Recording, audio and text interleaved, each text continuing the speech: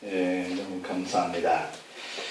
그래, 우리에게 주신 모든 것은 하나님이 주시는 것이고 그것은 아름다운 것입니다. 아멘. 다시 한번 우리 찬양대회 박수 한번 드립니다. 우리 찬양대회에 쏙 빠지신 우리 이근원 권사님 계시는데 그분이 눈이 좀 안 좋으셔서 이렇게 계단이나 이런 데 자꾸 이렇게 주저앉게 되고 그래서 좀 다치셔서 오늘 이 근무를 이렇게 교대하면서 교회를 이렇게 나와야 되는데 병원을 좀 가야 된다. 그래서 못 오신다고 그러는데 오셨으면 더 기뻐하셨을 것 같은데요. 아쉽습니다. 하나님의 영광을 받으시는 그런 찬양이 있을 줄 믿습니다.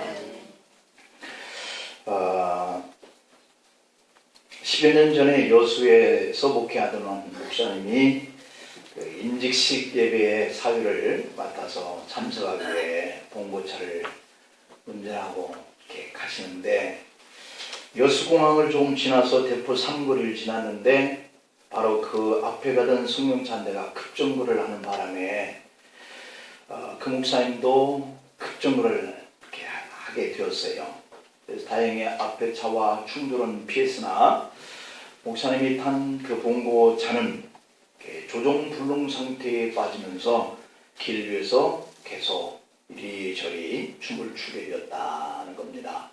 그러다가 결국 중앙선을 넘어서 반대편 차선에 가로질러 차가 비틀거리고 이렇게 가게 되었는데 목사님은 그 순간에 이미 조수석으로 넘어가 있는 상태에 있었고 그런데 다행히 반대 차선의 차들이 신호를 대기하던 그런 중이어서 충돌은 면했지만 그 길은 대형 그런 트럭들이 이렇게 오가는 그러한 곳이었기에 그렇게 그 반대편 차선에서 충돌하는 이런 일을 당하지 않아서 큰 불상사를 면하게 되었다는 겁니다.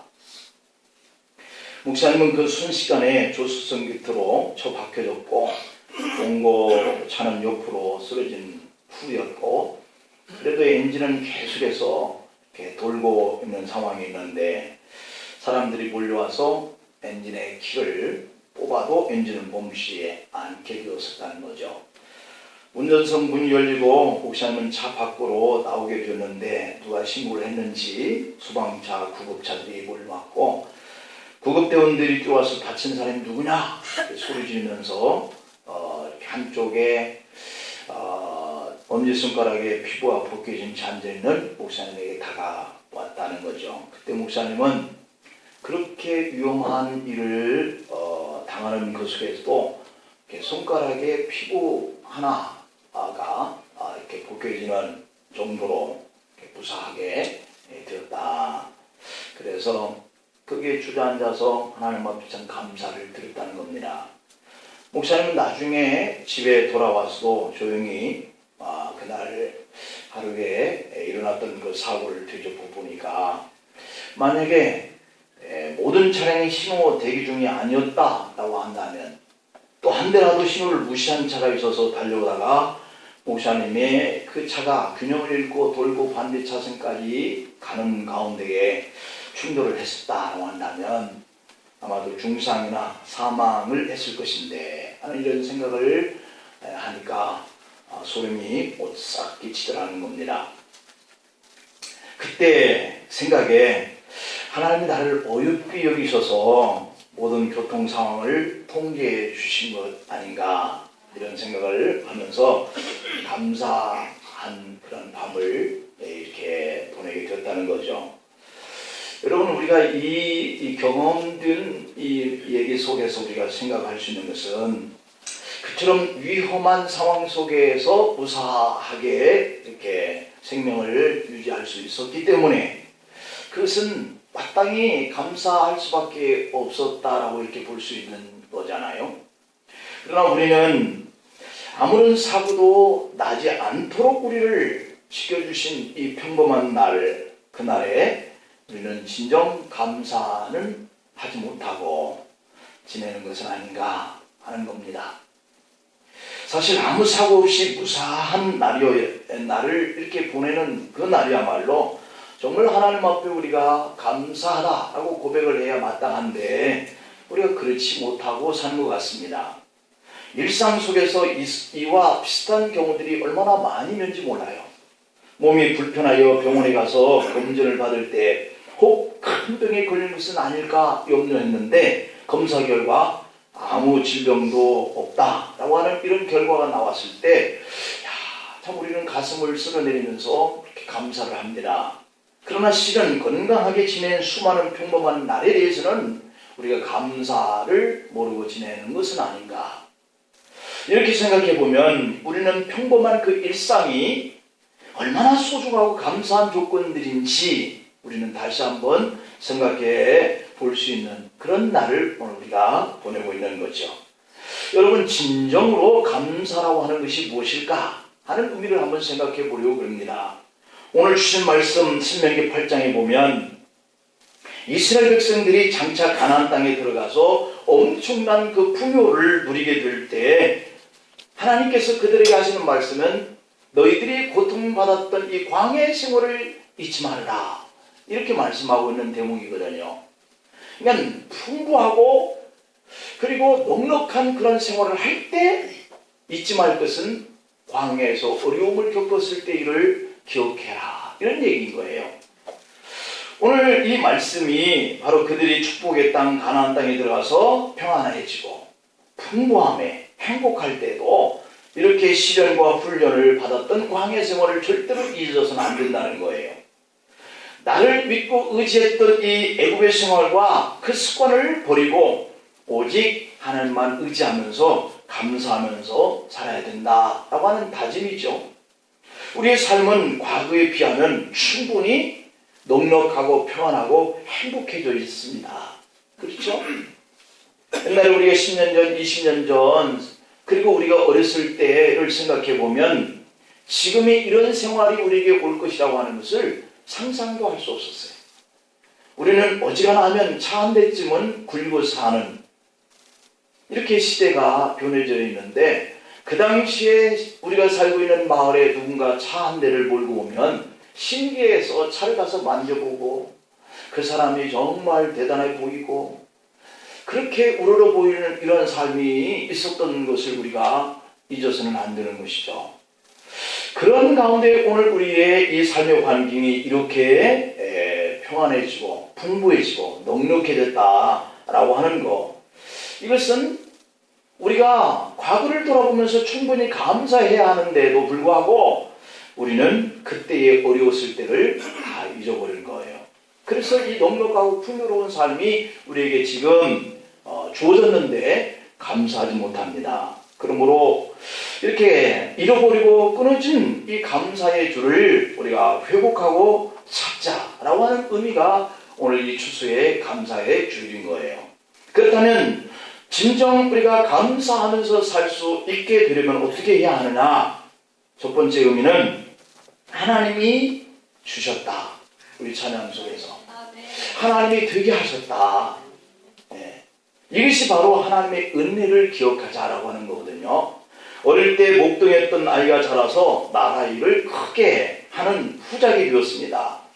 그는 수많은 사람들이 존경하고 부러워하는 그런 위치에 있게 되었어요. 그런데 그는 늘 자기가 어렸을 때에 살았던 그러한 그 양을 치던 곳을 자주 찾는 거예요. 그리고 그곳에서 하나님 앞에 감사의 기도를 드리는 거예요. 아예 자기 집에 자기가 그렇게 어렸을 때 고생하면서 살았던 이 목동의 방을 아예 한 칸을 만들어 놓기까지 했어요. 그리고 자신이 양을 치던 곳에 그림을 그려서 거기에 이렇게 붙여놨어요. 양을 치면서 자기가 입었던 옷들, 그리고 양을 칠 때 사용했던 그런 지팡이, 옛날 물건들, 이것을 그 방에 갖다 놓았어요. 집을 방문하는 사람들이 그 방을 보면서 깜짝 놀랍니다. 아니, 왜 이렇게 냄새가 나고 더러운 것들을 그대로 가지고 계십니까? 불우했던 그 과거 일들을 다 잊어버리고 살 만큼 그런 위치에 있는 분인데 왜 굳이 이런 것들을 이렇게 만들어 놓고 계세요? 이 말을 듣고 그 후작은 이렇게 대답을 합니다. 나는 지금 후작이 되었네. 내가 이런 것들을 자주 생각하지 않으면 내가 교만해질 것 같아서. 과거에 목동했던 내가 지금 후작으로 살게 되어진 것은 하나님의 은혜가 아니었으면 어떻게 이런 생활을 지금 할 수 있겠는가. 그래서 나는 이런 것들을 내 방에 진열해 놓고 가져다 놓고 내가 어렸을 때 과거에 이러한 생활을 했지 라고 하는 것들을 문을 열고 볼 때마다 생각하면서 지금은 내 모습은 하나님의 은혜구나. 그렇게 감사하기 위해서 만들어 놨다는 거예요. 여러분 오늘 본문 11절 말씀은 이렇게 하십니다. 내가 오늘날 네게 명하는 여호와의 명령과 법도와 규례를 지키지 아니하고 네 하나님 여호와를 잊어버리게 되지 않도록 삼갈지어다. 그럽니다. 잃어버리지 아니하도록 삼가라. 삼가야 할 것은 내가 과거에 어려웠을 때 그 일을 내가 지금은 잊어버리고 사는 것은 아닌가. 이것을 삼가라는 거예요. 감사라고 하는 것은 늘 이렇게 풍족하게 지낼 때에 내가 과거에 어려움을 통해서 고통받았던 때가 바뀌어서 지금을 이렇게 누리고 사는구나. 이것이 바로 하나님 앞에 감사할 수 있는 은혜의 생활인 거예요. 부족한 가운데도 옛일을 기억하면서 감사하는 것, 이것이 믿음의 사람들의 모습인 것을 기억하기를 축복합니다. 지금의 풍부함으로 자신이 교만해질까봐 이렇게 목동의 삶을 생활했을 때의 모습을 그대로 방 하나에 마련해 놓은 이 후작처럼 말이죠. 여러분들이 지금 10년, 20년 전에 작년에 비교해 볼 때의 그 고통의 자리가 없어지고 지금 이러한 정도의 풍부함이 있다면 교만해지지 않도록 그때 이를 기억하면서 이것이 하나님의 은혜구나 생각하는 그런 믿음의 생활이 되기를 축복합니다. 먹어서 배부르고 아름다운 집을 짓게 되고 소와 양이 번성해지고 은금이 증식되어지고 소유가 풍부해지게 되어지는 이 가나안 땅에 들어가게 생활하게 되어질 때 하나님을 잊지 말으라고 기억하라고 오늘 이 본문에서 삼가하라고 명심하라고 그렇게 당부를 하고 있어요. 그러므로 우리는 좋을 때도 하나님을 기억해야 하지만 고통받고 시련과 연단 속에 있을 때도 하나님의 그 은혜를 기억하는 것이 우리의 신앙의 믿음의 사람들이 가야 할 길인 줄 믿습니다. 죄의 억압에서 자유하게 하신 하나님, 영원히 죽을 지옥의 자리에서 새 생명을 얻게 하여 주신 하나님, 그것이 오늘에 보여지는 이 고통과 환난이 혹 있다 할지라도 우리는 이것 때문에 천국에 가야 할 자녀의 자리를 포기해서는 결코 안 된다. 그래서 이것도 하나님의 은혜다라고 생각하는 것, 우리의 믿음의 삶이 되기를 축복합니다. 두 번째로는 하나님이 여기까지 인도하셨다라고 하는 사실을 기억하면서 감사하는 거예요. 내비게이터 선교회에서 국제 선교를 담당하는 미로이 아임스 목사님이 계시는데요. 이분이 시카고에서 비행기를 타고 캐나다 토론토에 가게 되었습니다. 시계를 보니까 출발 시간이 5분밖에 남지 않았어요. 그래서 자기가 타야 할 그 게이트를 찾기 위해서 공항에서 막 뛰어야 하는 그런 형편인데 너무 짧은 5분밖에 남지 않았는데 그 게이트를 찾는데 어딘지 5분밖에 남지 않는 이 상황 속에서 이렇게 어리벙벙하게 되었어요. 우리도 공항에 한 번쯤 가면 어리벙벙해지잖아요. 그리고 이게 티켓을 마치고 그 게이트를 찾는데 어느 쪽인 내가 가야 할 자리인지 이게 모르면 당황스러운데 시간이라도 여유가 있으면 괜찮은데 5분밖에 남지 않았습니다. 탑승구가 저 멀리 보이는 것 같아요. 그런데 거기까지 사람들이 얼마나 많은지요. 어쩔 바를 몰라서 당황하고 있는데 승무원복을 입은 한 사람이 다가와서 말합니다. 선생님, 제가 도와드릴까요? 아임스 목사님 말합니다. 예, 비행기 출발 시간이 5분밖에 남지 않았는데 어디로 가야 할지 너무 당황스럽습니다. 그러자 그 사람은 제 손을 잡으세요. 안내해 드릴게요. 하면서 목사님을 인도해 주더라는 겁니다. 아임스 목사님은 너무 고마워서 누구십니까? 라고 물었어요. 그분이 빙긋이 웃으면서 저는 선생님이 가시고자 하는 토론토까지 비행기를 몰고 갈 기장입니다. 라고 하는 겁니다. 그 순간 아임스 목사님 마음속에 내가 항상 내 앞에 계신 주님을 비웠으면 나는 요동치 않게 하기 위하여 그가 내 우편에 계시도다 하는 이 말씀이 생각나더라는 거예요. 그렇습니다. 여러분이 힘들고 정말 어려울 때도 주님은 늘 여러분 안에 곁에 이렇게 계시지만 하나님은 늘 우리와 함께 하시는 그 자리에 계시는 그 믿음이 우리에게 상실되는 거예요. 그렇기 때문에 우리가 두려워하는 거죠. 염려하는 거예요. 여러분 지금의 모습이 여기까지 오는 과정 속에 하나님이 곁에 계시고 하나님이 인도하신 사실을 믿으시기를 바랍니다. 하나님은 우리를 한 걸음씩 한 걸음씩 그렇게 인도하시는 분이세요. 에베네셀의 하나님이 여기까지 인도하시는 하나님이신 줄 믿습니다. 오늘 본문 15절 말씀을 보면 너를 인도하여 그 광대하고 위험한 광야 라고 그렇게 표현하고 있고 곧 불뱀과 전갈이 있는 물이 없는 건조한 땅 이것을 지나가게 하셨다. 누가요? 하나님이. 또 너를 위하여 단단한 반석에서 물을 내셨다. 누가요? 하나님이. 이런 분이라는 거예요. 여러분의 삶이 힘들고 어려우십니까? 지금 많이들 힘들어하고 있는 이러한 환경이 우리 주변에 있는데 그럴수록 자신을 의지하려고 하시지 말고 곁에 계신 하나님, 아버지 하나님 한번 불러보세요. 거기에 계세요. 그분 의지하시길 바랍니다. 미국 노스웨스트의 대학의 창설자이기도 한 분인데 버터필드 박사가 이런 간증을 해요. 그가 대학을 세우기 전에 부흥사로 복음을 전할 때가 있는데 어느 도시에서 부흥 일을 하게 되었는데 그 교회에 노인 부부 집에 숙소를 풀게 되었다고 그럽니다. 그들 노인 부부는 음식 솜씨도 신통치 않고 침대도 낡아 있어서 교회의 지식들이 걱정을 하다가 부흥 강사님의 숙소를 좀 다른 곳으로 옮겼으면 하는 이런 생각을 하게 된 거예요. 새로운 숙소는 집도 크고 넓은 정원도 있고 부유하게 사는 젊은 부부의 집이었습니다. 버터필드 목사님은 옮기기 전에 이 문제를 놓고 하나님 앞에 기도해 보고했다. 이렇게 얘기를 한 거예요. 교우들에게. 이 교우들은 이런 하찮은 문제를 두고 기도까지 하시다니 재직들은 그렇게 생각했지만 그 목사님은 생각이 달랐어요. 왜 하나님이 이 노부부의 허름한 집에 이 짐을 풀게 하셨을까 하는 생각을 해보면서 하나님 제가 젊은 부부가 사는 집으로 옮겨도 될까요? 아니면 이 집에 그대로 머물러 있어야 하겠습니까? 물었다는 거죠. 기도하는 중에 그의 마음속에는 누가복음 10장 7절 말씀이 떠올랐어요. 그 집에 유하하여 주는 것을 먹고 마시라. 일꾼이 그 삭슬 넣는 것이 마땅하니라. 이 집에서 저 집으로 옮기지 말라 라고 하는 말씀이거든요.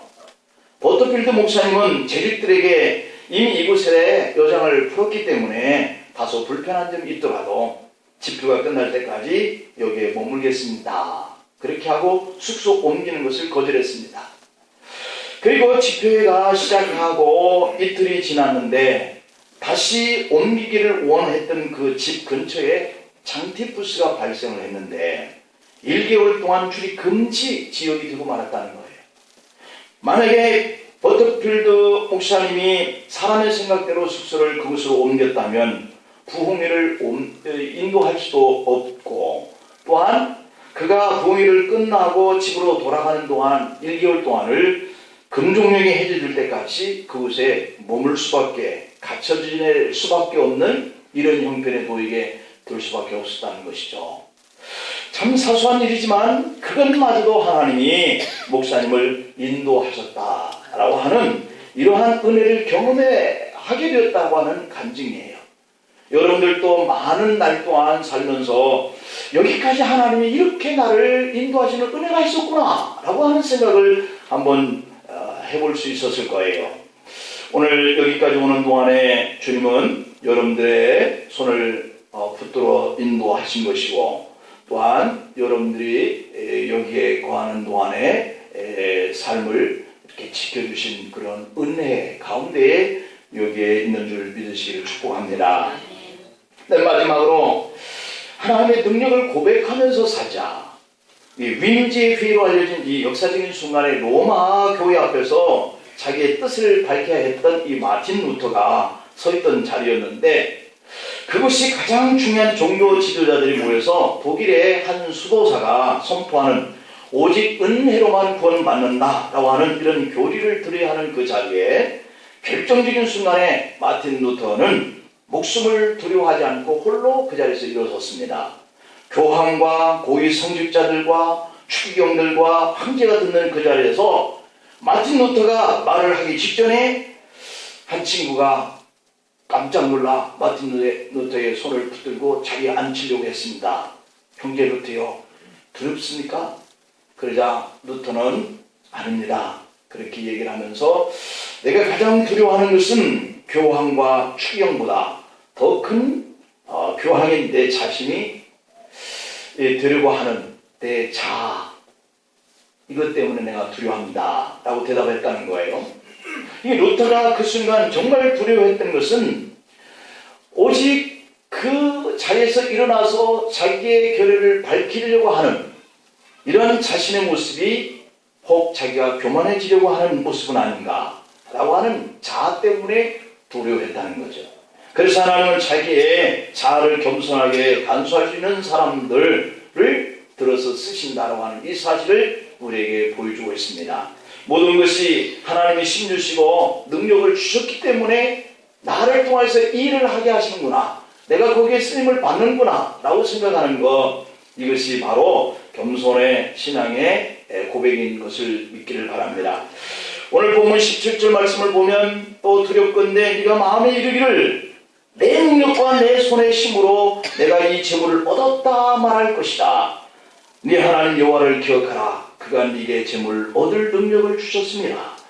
이렇게 표현하고 있어요. 내가 이렇게 재주가 좋고 재능이 있고 그런 능력이 있어서 이 모든 것을 내가 거뒀어, 이런 자리에 내가 있는 거야, 이렇게 말하지 말라는 거예요. 그것을 말할 때에 네 하나님을 기억하라는 거예요. 네 하나님을 두렵게 여기라는 거예요. 이것은 다 하나님에게 능력 주셨기 때문에 가능하다는 거예요. 이같이 하시면 네 조상들에게 맹세하신 언약을 오늘과 같이 이루려 하시는 하나님이 하셨다고 하는 사실이에요. 진정한 감사는 내 힘이 아니고 내 능력이 아니라 하나님의 힘과 능력이 있음으로 인해서 오늘의 내가 있는 것을 믿으시기를 바랍니다.